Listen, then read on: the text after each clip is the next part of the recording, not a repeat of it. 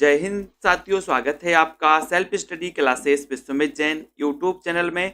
जो साथियों स्टार्ट हो चुका है आज का ये सेशन। सभी साथी आ जाएं और लाइक कर दें और एक बार सेल्फ स्टडी क्लासेस ऐप को डाउनलोड कर लें। सभी साथी सेल्फ स्टडी क्लासेस ऐप को डाउनलोड कर लें दोस्तों।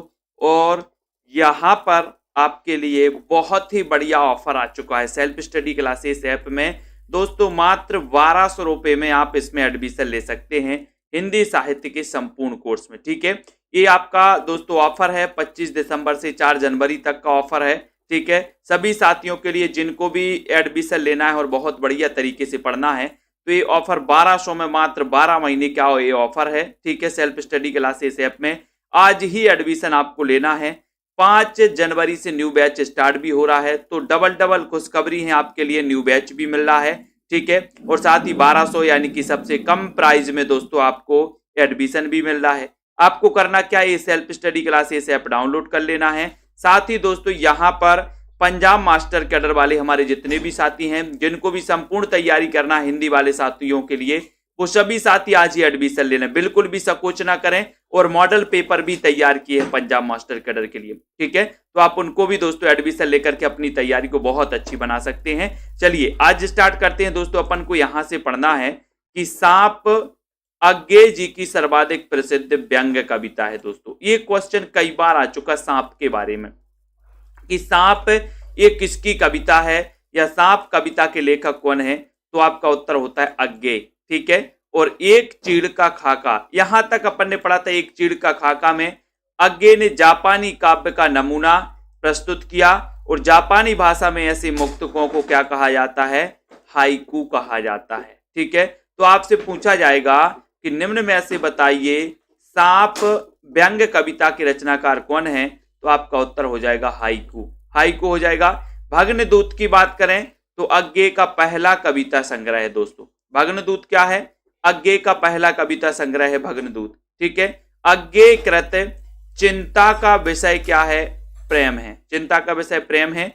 इसमें इन्होंने अपनी भावनाओं को कविता और गद्य गीत दोनों के माध्यम से व्यक्त किया और इसके 2 भाग हैं दोस्तों, एक तो विश्वप्रिया और एक आयन। तो भग्नदूत अज्ञे का पहला कविता संग्रह है। ये क्वेश्चन कई बार आ चुका है कि अज्ञे का पहला कविता संग्रह कौन सा है, तब आपका उत्तर क्या हो जाएगा, कॉमेडी गुरुजी। बिल्कुल बिल्कुल आशीर्वाद है, बहुत बढ़िया तरीके से आपका पेपर जाए और बहुत अच्छे से दोस्तों यहां पर आपके नंबर आए और आप निश्चित ही इसमें क्वालिफाई हो जाएं। ठीक है, बात करें इत्तलम की तो 4 भागों में विभाजित है। बंदी स्वप्न, हिये हारेल, वंचना के द्वर्ग और मिट्टी की ईहा। ये इत्तलम याद रखना। ठीक है, इत्तलम के रचनाकार भी कौन है, अज्ञे जी। हरी घास पर चढ़कर अज्ञे जी की पहली प्रौढ़ कृति मानी जाती है। पहली प्रौढ़ कृति हरी घास पर चढ़कर, कई बार पूछा गया कि हरी घास पर चढ़कर इसके रचनाकार कौन है, तब आपका उत्तर क्या हो जाता है, अज्ञे जी।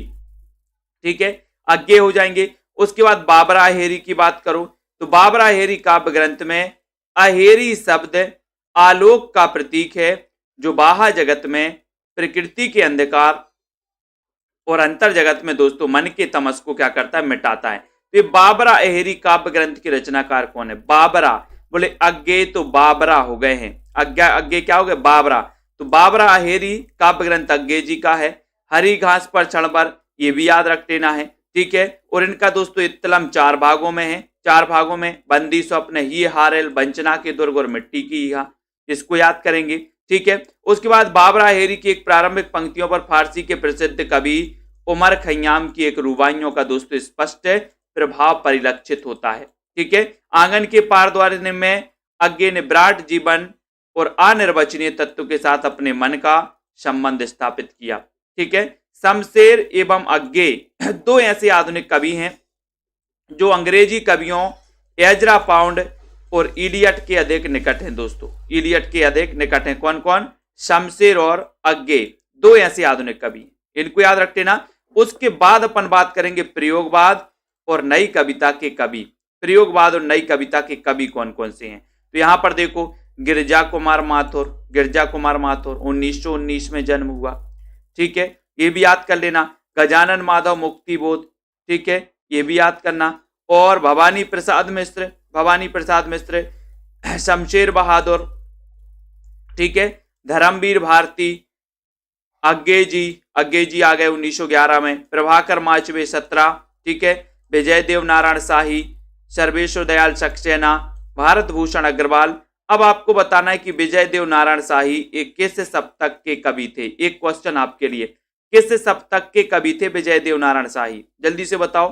भारत भूषण अग्रवाल की 1919, ठीक है, श्रीकांत वर्मा, रघुवीर सहाय, धूमिल की बात करें 1936 में लक्ष्मीकांत वर्मा, ठीक है, नरेश मेहता, कुंवर नारायण केदारनाथ सिंह, रामदरस मिश्र और जगदीश गुप्त।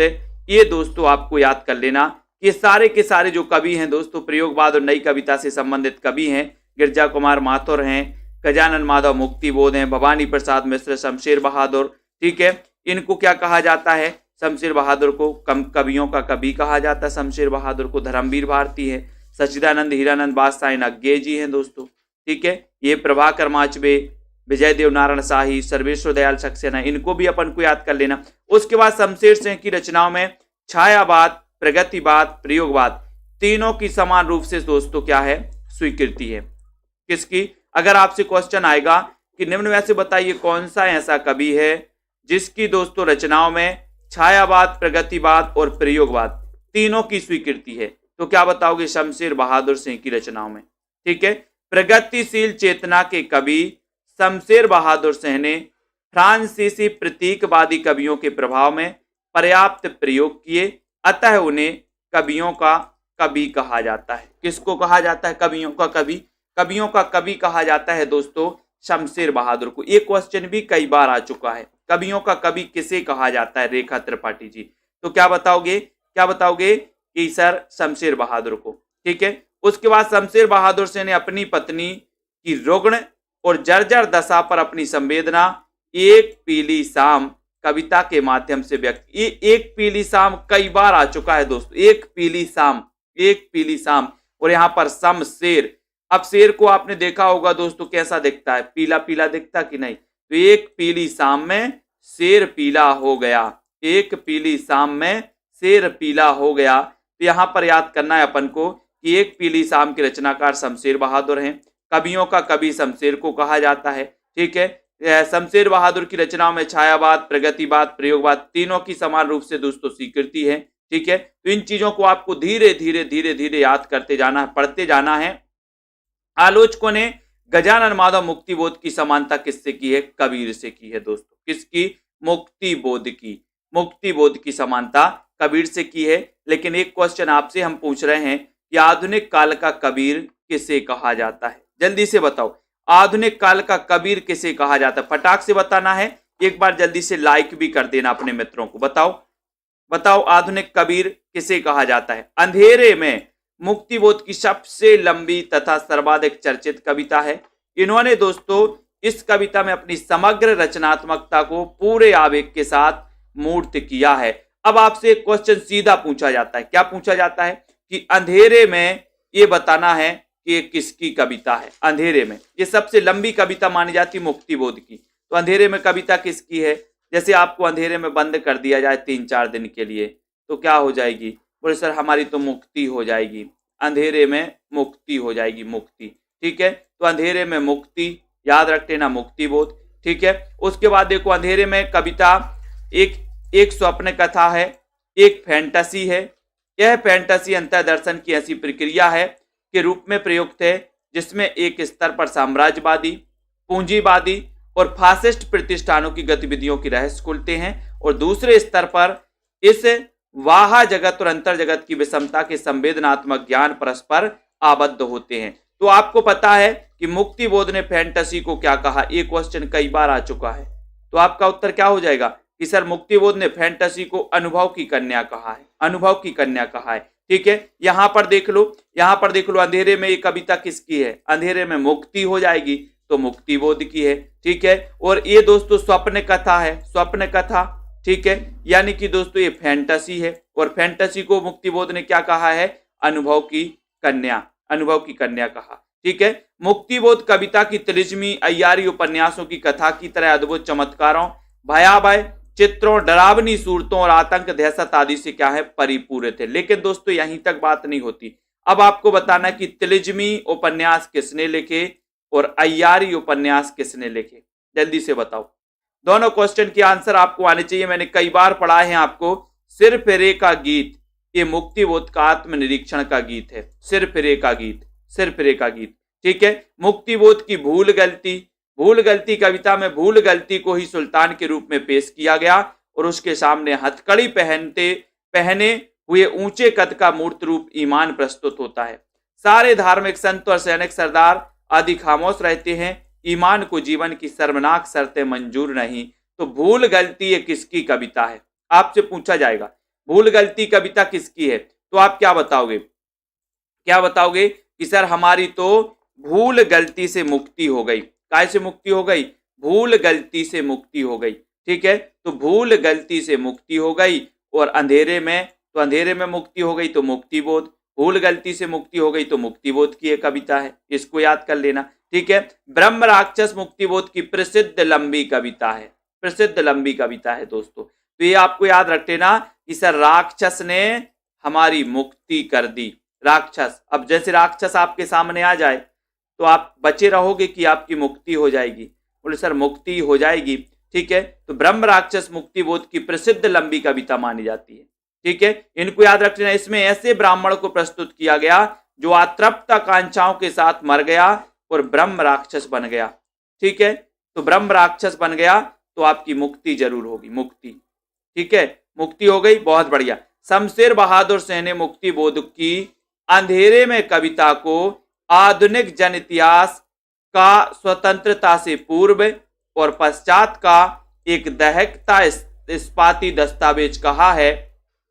एक क्वेश्चन बहुत ही बढ़िया आता है दोस्तों, आपसे पूछा जाता है कि अंधेरे में कविता को एक दहकता इस्पाती दस्तावेज किसने कहा, तो क्या बताओगे, क्या बताओगे कि सर शमशेर बहादुर ने इस अंधेरे में कविता को स्वतंत्रता से पूर्व और पश्चात का एक दहकता इस्पाती दस्तावेज कहा है। किसने, शमशेर बहादुर सिंह ने।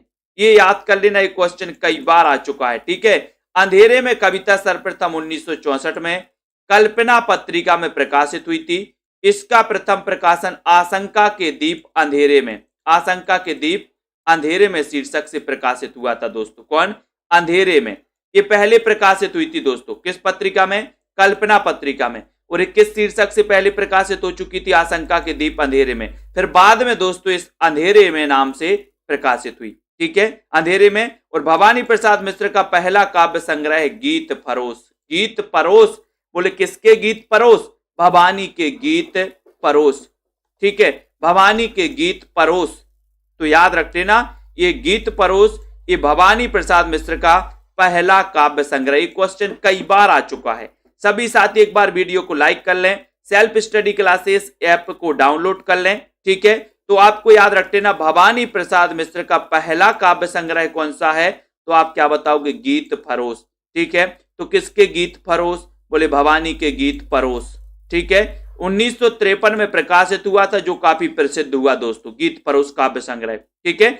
सारा शहर शीर्षक कविता में वर्णित विनाश लीला किसी परोक्ष सत्ता द्वारा नहीं बल्कि स्वयं मनुष्य द्वारा रची जा रही है। सारा शहर में स्नेह पथ देखो, कविता में मिश्र जी गांधी जी के प्रेम स्नेह को घर घर पहुंचाना चाहते हैं। इसका मूल भाव है कि विश्व भौतिक स्पर्धा और हिंसा के कारण झुलस रहा है और गांधी दर्शन ही मानवता के ऊसर को हरा भरा कर सकता है। किसमें, स्नेह पथ में, स्नेह पथ।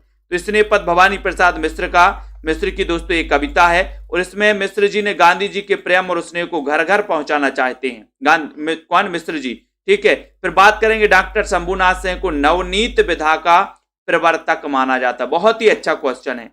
अब आपसे अगर पूछा जाएगा कि नवनीत विधा का प्रवर्तक किसे माना जाता, तो क्या बताओगे कि सर नवनीत विधा के जो प्रवर्तक माने जाते हैं वो माने जाते हैं कौन, शंभुनाथ सिंह माने जाते हैं नवनीत विधा के प्रवर्तक, ठीक है। और दोस्तों पुरोद्धारक होने का श्रेय प्राप्त है, उन्होंने नई कविता गीत और नवगीत का प्रणयन किया है। किसने, शंभुनाथ सिंह ने। अब आपसे पूछा जाएगा कि नवगीत विधा के प्रवर्तक कौन है, उत्तर क्या लगाओगे, शंभुनाथ सिंह, ठीक है। सुदामा पांडे धूमिल, अब इनका एक नाम पूछा जाता है कि सुदामा पांडे, दोस्तों धूमिल का वास्तविक नाम क्या था, धूमिल का वास्तविक नाम क्या था, एक क्वेश्चन ये आता है। तो आप क्या बताओगे कि सर सुदामा पांडे इनका धूमिल का वास्तविक नाम था। ठीक है। इनका पहला काव्य संग्रह 1972 ईस्वी में संसद से सड़क तक, ये क्वेश्चन भी कई बार आया है, संसद से सड़क तक धूल मिल धूल मिल, कैसे याद करोगे कि सर संसद से सड़क तक धूल मिल धूल मिल, धूल मिल धूल मिल यानी धूमिल हो जाएंगे। ठीक है। प्रकाशित हुआ जो काफी चर्चित हुआ। ठीक है। धूमिल का अन्य काव्य संग्रह सुदामा पांडे का प्रजातंत्र भी काफी चर्चित हुआ दोस्तों, सुदामा पांडे का प्रजातंत्र। ठीक है। तो सुदामा पांडे का प्रजातंत्र आपको याद रख लेना, संसद से सड़क तक ये भी याद रख लेना। तो जितनी जितनी चीजें यहां पर आपके लिए महत्वपूर्ण है उनको याद कर लेना है। एक तो दोस्तों गजानन माधव मुक्तिबोध की समानता कबीर से की गई। अंधेरे में कविता मुक्तिबोध की सबसे लंबी और चर्चित कविता है। ठीक है। अंधेरे में कविता स्वप्न कथा है, फैंटेसी माना जाता है, और मुक्तिबोध ने दोस्तों फैंटेसी को क्या कहा है, अनुभव की कन्या कहा। ये हो गया। ठीक है। ये भी याद कर लेना। फिर भूर गलती के रचनाकार मुक्तिबोध हैं, ये याद रखो। ब्रह्म राक्षस ये मुक्तिबोध की लंबी कविता है। शमशेर बहादुर सिंह जिन्हें कवियों का कवि कहा जाता है, इन्होंने मुक्तिबोध की अंधेरे में कविता को स्वतंत्रता से पूर्व और पश्चात का एक दहकता इस्पाती दस्तावेज कहा। ये आपका हो गया। ठीक है। उसके बाद अपन ने देखा कि जो अंधेरे में कविता है सर्वप्रथम ये 1964 में कल्पना पत्रिका में आशंका के दीप अंधेरे में प्रकाशित हो चुका था, उसके बाद अंधेरे में। ठीक है। भवानी प्रसाद मिश्र की बात आई तो इन भवानी प्रसाद मिश्र का प्रथम काव्य संग्रह गीत फरोश है, गीत फरोश। ठीक है। 1953 में प्रकाशित हुआ। सारा शहर, स्नेह पथ, ये भी मिश्र जी के दोस्तों कविता हैं। उसके बाद अपन पूछते हैं शंभुनाथ सिंह को नवगीत विधा का प्रवर्तक कहा जाता है, ये याद कर लेना। ठीक है। सुदामा पांडे धूमिल, सुदामा पांडे धूमिल को अपन इनका पढ़ते हैं दोस्तों कि संसद से सड़क तक और सुदामा पांडे का प्रजातंत्र, ये काफी चर्चित इनके माने जाते हैं। तो कुछ कुछ चीजें हैं जो महत्वपूर्ण आपके लिए उपयोगी हैं। उसके बाद यहां पर आ जाते हैं केदारनाथ सिंह ने सुई और धागे के बीच में कविता में मां का त्याग और परिवार की सुरक्षा के प्रति उसका समर्पण चित्रित किया है। सुई और धागे के बीच में ये कविता किसकी है, केदारनाथ सिंह। अब याद रख लेना केदारनाथ सिंह और केदारनाथ अग्रवाल ये दोस्तों अलग अलग हैं। आपको बताना है केदारनाथ अग्रवाल का जन्म कब हुआ था, जल्दी से बताओ। और एक रचना बतानी है जल्दी, पहले इनका जन्म बता दो।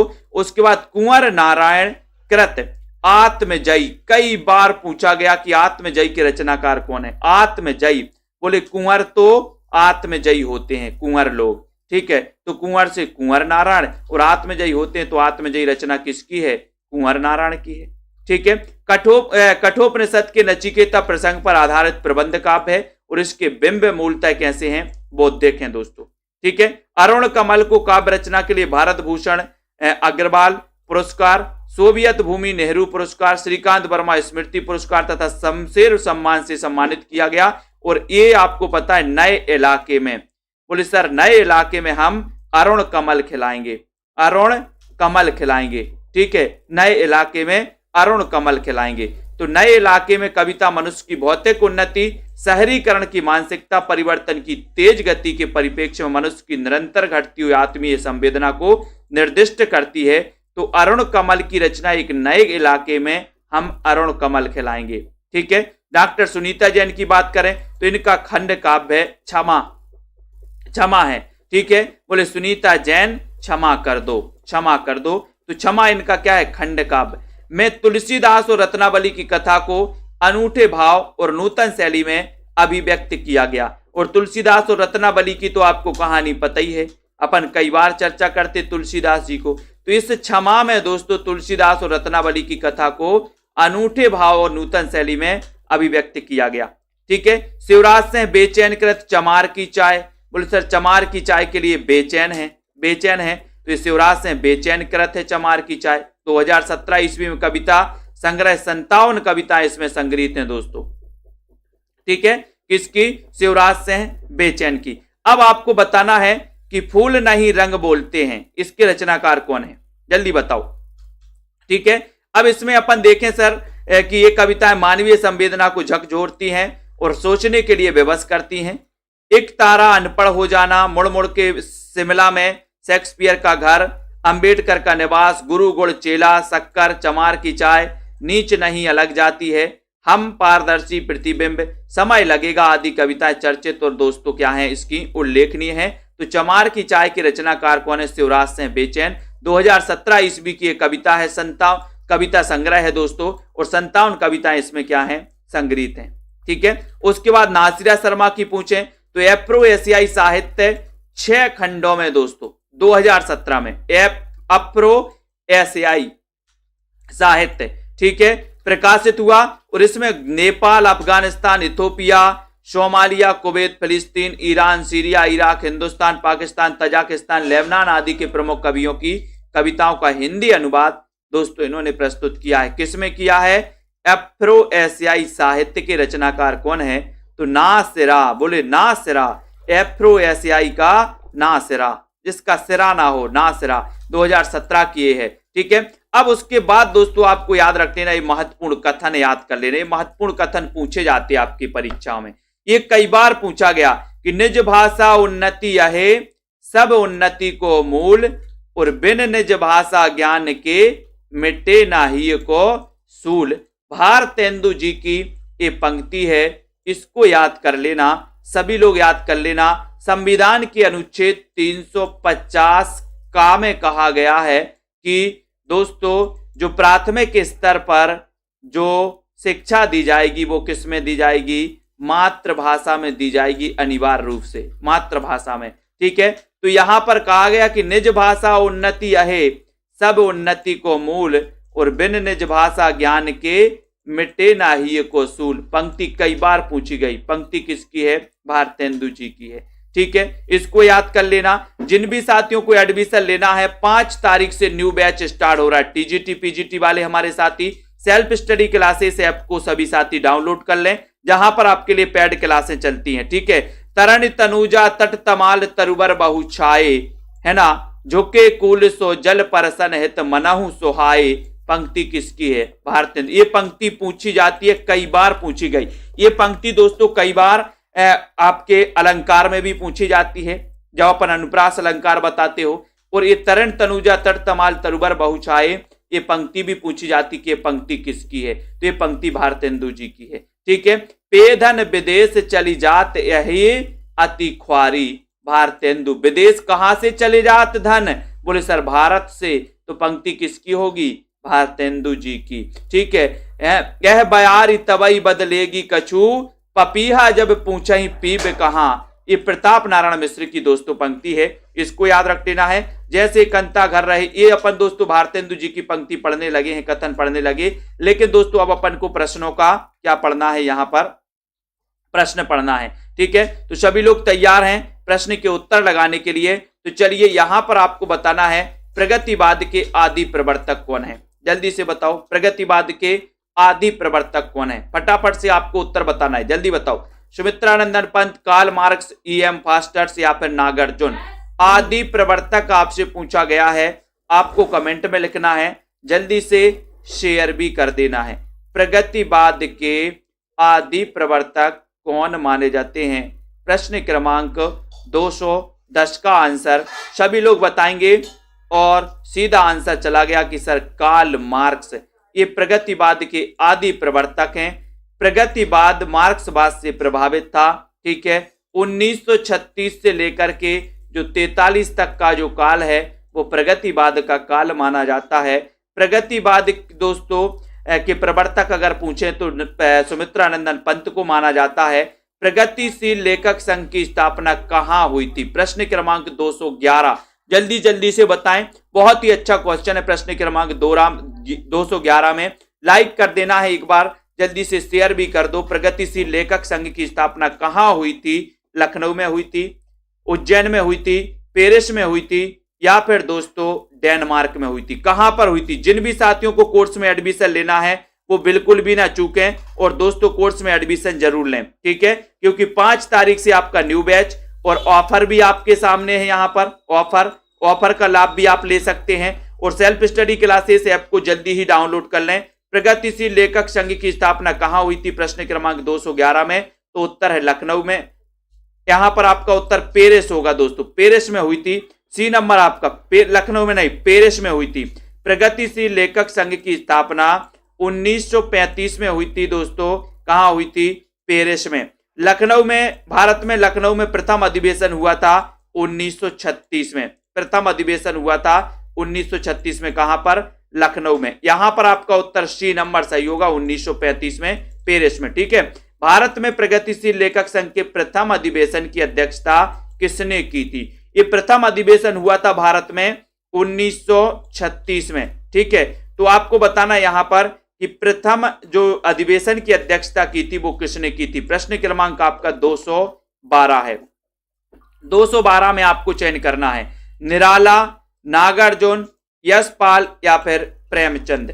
प्रश्न क्रमांक 212 बहुत ही बढ़िया। यहां पर दोस्तों 212 में आपको उत्तर बताना है। जल्दी से बताइए क्या हो जाएगा आपका राइट आंसर। और सीधा आंसर जा रहा है कि सर भारत में प्रगतिशील लेखक संघ के प्रथम अधिवेशन की जो अध्यक्षता की थी वो किसने की थी? प्रेमचंद जी ने। वेरी गुड, बहुत बढ़िया। प्रगतिवाद को युग की गंगा किसने कहा? Very good. सॉरी, युग की वाणी किसने कहा दोस्तों?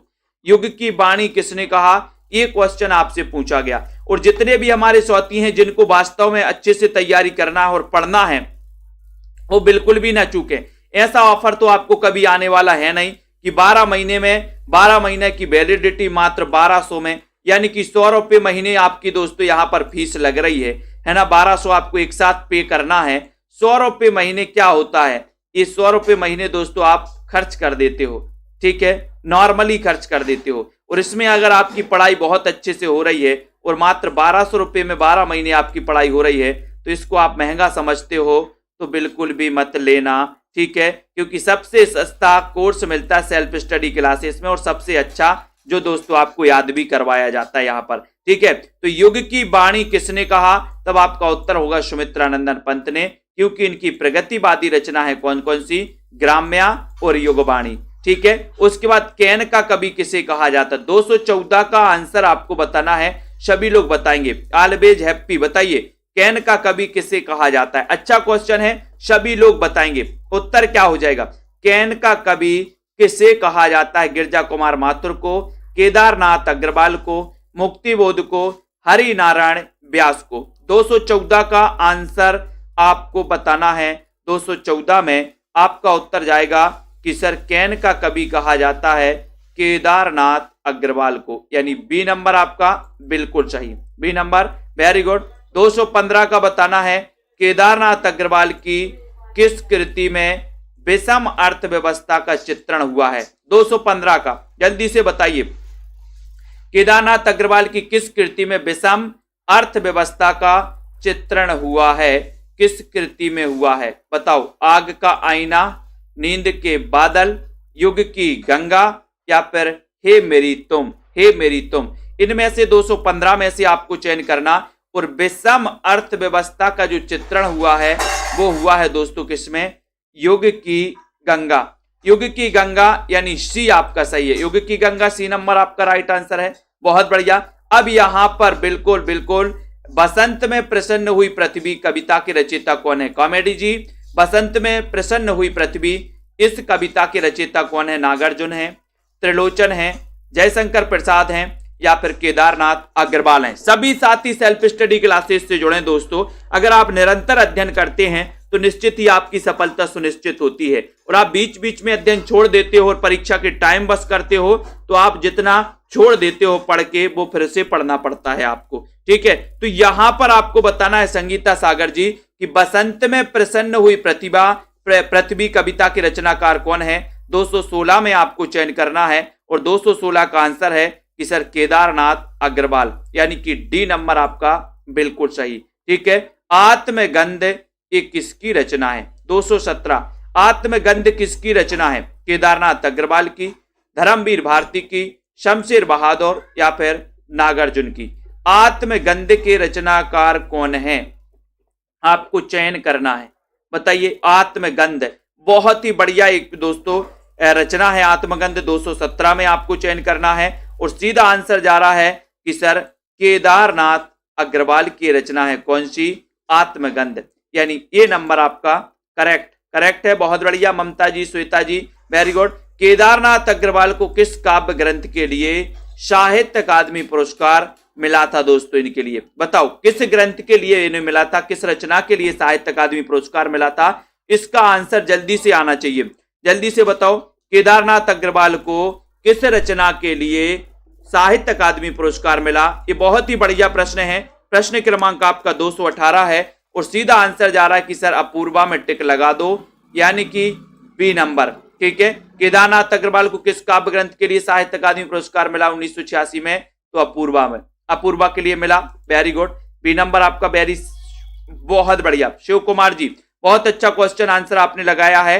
आंसर अगले क्वेश्चन की ओर आते हैं। अगला प्रश्न अपन का यहां पर पढ़ेंगे। यहां पर आता है फूल नहीं रंग बोलते हैं, काव्य कृति दोस्तों ये किसकी है? केदारनाथ अग्रवाल की है। इसको बताना कि कौन सा सम्मान मिला है।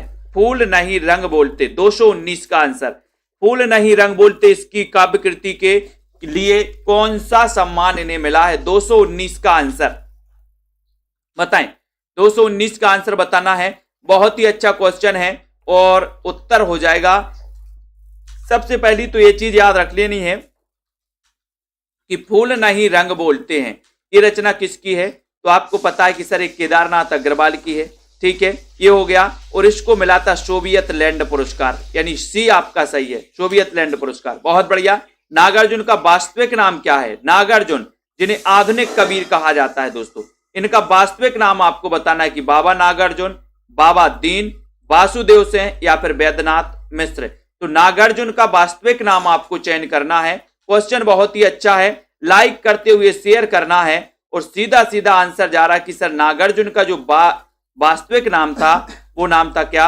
वैद्यनाथ मिश्र, क्योंकि नांग अगर काट ले तो वैद्य के पास जाते अपन। ठीक है, तो नागार्जुन और वैद्यनाथ मिश्र। ठीक है, नागार्जुन की किस कृति में बरबे छंद का प्रयोग हुआ? बरबे छंद का प्रयोग किस कृति में हुआ? भस्मांकुर में हुआ, सिंदूर तिलकित भाल में हुआ, युग धारा में हुआ, सतरंगी पंखों वाली में हुआ। नागार्जुन की किस कृति में बरबे छंद का प्रयोग हुआ है? प्रश्न है आपका 221। 221 में आपको चयन करना है। और नागार्जुन की किस कृति में हुआ बरबे छंद का प्रयोग? तो वो हुआ है भस्मांकुर में।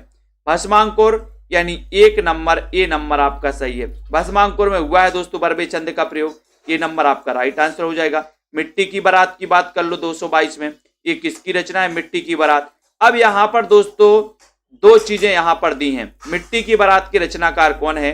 देखते हैं कौन कौन सही बता पाता है। यहां पर 222 का आंसर चयन करना है और यहां पर दो चीजें हैं, जल्दी से बताओ कौन कौन समझ पाता है, कौन कौन सिर पे खेलता रहता है, उसका आंसर आपको बताना है। मिट्टी की बारात इसके रचनाकार कौन है? मिट्टी की बारात के रचनाकार कौन है? ये क्वेश्चन है, बड़ा ही असमंजस वाला क्वेश्चन है दोस्तों, क्योंकि ऑप्शन में भी आपको बहुत ही बढ़िया मिले हैं। जल्दी बताओ। तो बहुत ही अच्छा क्वेश्चन आया है कि सर ये जो रचना है ये त्रिलोचन की भी रचना इस नाम से है और शिवमंगल सेन सुमन की भी रचना इस नाम से है। तो आपको याद रख लेना कि शिवमंगल सेन सुमन की भी है और त्रिलोचन की भी है, दोनों की रचनाएं हैं दोस्तों इस नाम से, मिट्टी की बारात, मिट्टी की बारात। ठीक है, क्योंकि यहाँ त्रिलोचन दिया है और यहाँ शिव दिया है। तो आपने देखा होगा जब शिव जी की बारात आई तो आपने दोस्तों देखा होगा रामायण में या फिर धार्मिक यूट्यूब पर देखा होगा कि वहां पर जो भूत आदि रहते वो भी आते हैं शिव जी की बारात में, और क्या लगाए रहते? भभूत लगाए रहते, भभूत। तो ऐसा लगता है जैसे मिट्टी की बारात आई। ठीक है, तो ये मिट्टी की बारात त्रिलोचन की, शिव की, शिव से शिवमंगल और त्रिलोचन, बात तो एक ही है। तो शिवमंगल से सुमन और त्रिलोचन ने मिट्टी की बारात लिखी। ठीक है, अजय खंडहर की रचयिता कौन है? अजय खंडहर, 223 का आंसर, जल्दी से बताओ, सभी लोग बताएं। हाँ, शिवमंगल से सुमन की रचना के लिए साहित्य अकादमी पुरस्कार मिला था। ठीक है, तो यहां पर आपको अजय खंडहर बताना, 223 का आंसर। रामदरस मिश्र हैं, त्रिलोचन है, रांगे राघव हैं या फिर शिवमंगल से सुमन है। अजय खंडहर ये किसकी रचना है? जल्दी से बताओ।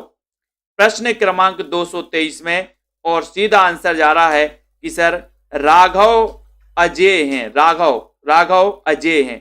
ठीक है, ये भी अपन को याद करना है उत्तर हो जाएगा आपका सी नंबर, रांगी राघव आपका राइट आंसर है, सी नंबर सही है। निराला की बादल राग कविता का संबंध किससे है? बादल राग कविता का आपको बताना है। सभी लोग जल्दी से एक बार वीडियो को लाइक करें और जल्दी जल्दी से बताएं। और दोस्तों यहां पर फटाक से वीडियो को लाइक करते चलें, शेयर करते चलें और पढ़ते चलें दोस्तों, ठीक है। और डाउनलोड भी कर लें सेल्फ स्टडी क्लासेस ऐप और एडमिशन लेने के लिए अच्छा मौका है, मात्र 1200 में 12 महीने, 1200 में 12 महीने। क्या सोच रहे हैं आप? 5000 10,000 फीस नहीं लग रही आपको, ठीक है। बादल राग कविता का संबंध किससे है? तो यहां पर 224 का आंसर बताना है। तो यहां पर उत्तर आपका हो जाएगा कि सर इस बादल राग का प्रगतिवादी चेतना से है दोस्तों। ये प्रकृतिवादी सौंदर्य नहीं लगाना है आपको, क्या बताओगे? प्रगतिवादी चेतना से है, ठीक है। तो ये आपका यहां पर बी नंबर सही होगा, प्रगतिवादी चेतना से संबंधित है बादल राग निराला की, ठीक है। इसको बी आपको लगाना है। पंत जी की ग्राम्याकृति का संबंध है दोस्तों, किससे है? ग्राम्याकृति का संबंध किससे? ग्रामीण परिवेश से है, प्रगतिवादी दृष्टि से है, प्रयोगवादी चेतना से है, या फिर नई कविता से है? बताओ। 225 का आंसर आपको बताना है। 225 में आपका सही आंसर क्या हो जाएगा? 225 में। और आपको पता है कि सर ये जो ग्राम्या है इनकी रचना पंत जी की, ये है क्या? प्रगतिवादी दृष्टि से, प्रगतिवादी दृष्टि से है। सी नंबर आपका सही हो जाएगा, ठीक है।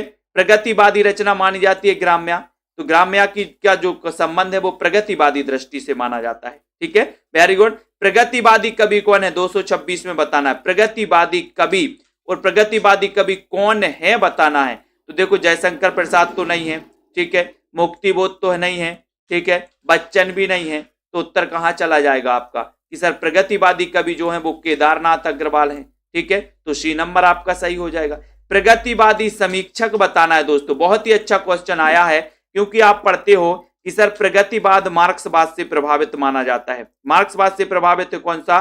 प्रगतिवाद, ठीक है। तो यहां पर प्रगतिवादी समीक्षक या मार्क्सवादी समीक्षक आपसे पूछा गया, ये क्वेश्चन पूछा जाता है, ठीक है। तो यहां पर आपको पता है कि सर प्रगतिवादी समीक्षक कौन है।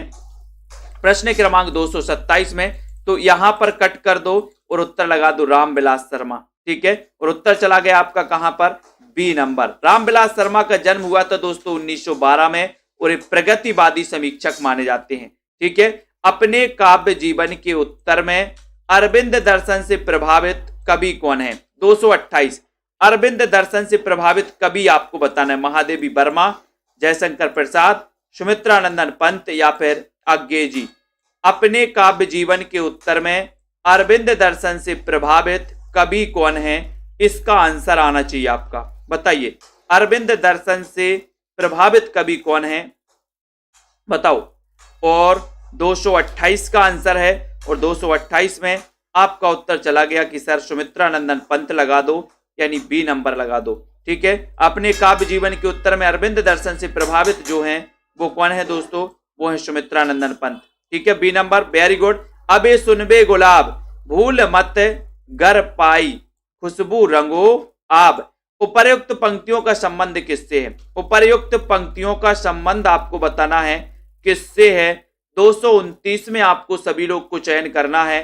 अबे सुनबे गुलाब भूल मत गर पाई खुशबू रंगो आब, इस पंक्ति का बताना है। 229 का आंसर क्या हो जाएगा? 229 में सभी लोग आंसर बताएंगे और सीधा सीधा आंसर जा रहा है कि सर यहां पर ये उत्तर हो जाएगा प्रगतिवादी चेतना से। ये नंबर प्रगतिवादी चेतना से सही उत्तर हो जाएगा, ठीक है। प्यासी पथराई आंखें ये किसकी रचना है? बहुत अच्छा क्वेश्चन। 230 में सभी लोग बताएंगे और जल्दी से लाइक करके अपने मित्रों को शेयर जरूर किया करें दोस्तों आप लोग। प्यासी पथराई आंखें ये किसकी रचना है? 230 नंबर में। और उत्तर हो जाएगा कि सर प्यासी पथराई आंखों के जो रचनाकार हैं वो रचनाकार कौन है? नागार्जुन। कौन है? नागार्जुन। बी नंबर आपका सही है, वेरी गुड। प्यासी पथराई आंखें रचनाकार नागार्जुन, ठीक है। द्वंद्वात्मक भौतिकवाद किस काव्य धारा का आधार है? किस काव्य धारा का आधार है? जल्दी से बताओ, बताओ। द्वंद्वात्मक भौतिकवाद किस काव्य धारा का आधार है? 231 में बताना है। एक बार लाइक करना, अपने मित्रों को शेयर करना है। सेल्फ स्टडी क्लासेस से ऐप से जुड़ जाएं। 231 का आंसर हो जाएगा कि सर द्वंद्वात्मक भौतिकवाद का जो है ये प्रगतिवाद से काव्यधारा का आधार क्या है? तो प्रगतिवाद है। बी नंबर बिल्कुल सही आंसर, बहुत बढ़िया। ये आपके लिए ऑफर है दोस्तों, मात्र 1200 रुपए में आप एडमिशन ले सकते हैं हिंदी में। इससे अच्छा बड़ा नहीं आएगा ऑफर आप लोगों के लिए। अगर आप सोच भी रहे हैं अभी तक तो आप सोचते ही रहेंगे, क्योंकि मैंने आपके लिए एक बड़ा ऑफर दिया है कि आप सभी जितने भी साथी हैं सभी साथी एडमिशन लेकर के पढ़ें। आपको मात्र 1200 रुपए खर्च करनी है, 1200 यानी कि 12 महीने तक वैलिडिटी है आपकी। उसमें भी दोस्तों आपको लाइव क्लास है, रिकॉर्डेड कोर्स, हर रविवार को आपका टेस्ट और टॉपिक वाइज टेस्ट भी मिलेगा, डाउट्स वाली क्लास है, ट्रिकी वीडियो भी आपको मिलेंगे। साथ ही आपका कोई डाउट्स है तो आपको डिस्कशन के लिए भी मौका दिया जाता है अपने ऐप में, ग्रुप में, ठीक है। तो 1200 में 12 महीने का ये अच्छा मौका आप छोड़ रहे हैं, तो इसके बाद कोई ऑफर आपके लिए नहीं आने वाला, ठीक है। न्यू बैच भी स्टार्ट हो रहा है 5 तारीख से, तो शुरुआत से पढ़ने का एक बहुत ही अच्छा मौका मिलेगा। हम आपको पढ़ाएंगे हिंदी भाषा से दोस्तों, शुरुआत से हिंदी भाषा से स्टार्ट करेंगे, देवनागरी लिपि, फिर हिंदी साहित्य के इतिहास लेखन के स्रोत, आदिकाल, भक्तिकाल, इस प्रकार से अपनी लाइव क्लासों से चलेगा, ठीक है। उसके बाद दोस्तों ये सेल्फ स्टडी क्लासेस ऐप से आपको जुड़ना है, और एक बढ़िया ऑफर है, मैं तो कहता हूं कमलाकांत जी, बीनू जी, विवेक जी, पिंकी शर्मा जी, लवली ठाकुर जी, ठीक है, रीनू जी, अभिलाषा गुप्ता जी, अनिल कुमार जी, बिल्कुल बहुत बढ़िया, उदय जी, प्रेम, ठीक है, प्रेमांशु जी, राजेश जी, बहुत बढ़िया, विश्वास मलिक जी। सबको वीडियो को लाइक करना है, शेयर करना है, और बढ़िया तरीके से एक दोस्तों प्रतियोगिता का भी आयोजन किया जा रहा है 1 जनवरी को, ठीक है। 150 क्वेश्चन रहेंगे प्रतियोगिता में, आपके लिए एक आयोजन किया जाएगा। जिस प्रकार से अपनी प्रतियोगिता होती रहती है उसी प्रकार की एक प्रतियोगिता आयोजित की जाएगी आप लोगों के लिए, ठीक है। तो उसके लिए आपको जो टेस्ट है 150 प्रश्नों का हिंदी साहित्य का, वो ऐप पर ही आपके लिए मिलेगा। शोभा पांडे जी, तो आज से ही आप self study classes app download कर लें, जहां पर फ्री टेस्ट भी हैं, फ्री क्लासें भी हैं। और दोस्तों क्लास का टाइम रहेगा शाम को 5 बजे से 5:40 तक क्लास चलेगी, लाइव क्लास, और शाम को 6:30 से 7:10 तक। ये 2 क्लासें आपके लिए चलती हैं, लाइव क्लासें पेड वालों के लिए, ठीक है। तो दोस्तों इनमें आप बहुत अच्छे से पढ़ सकते हैं, ठीक है।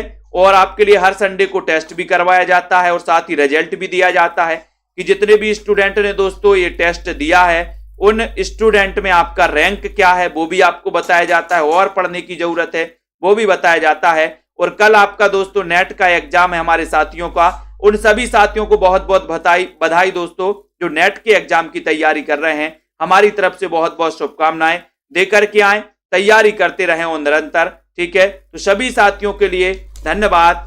जय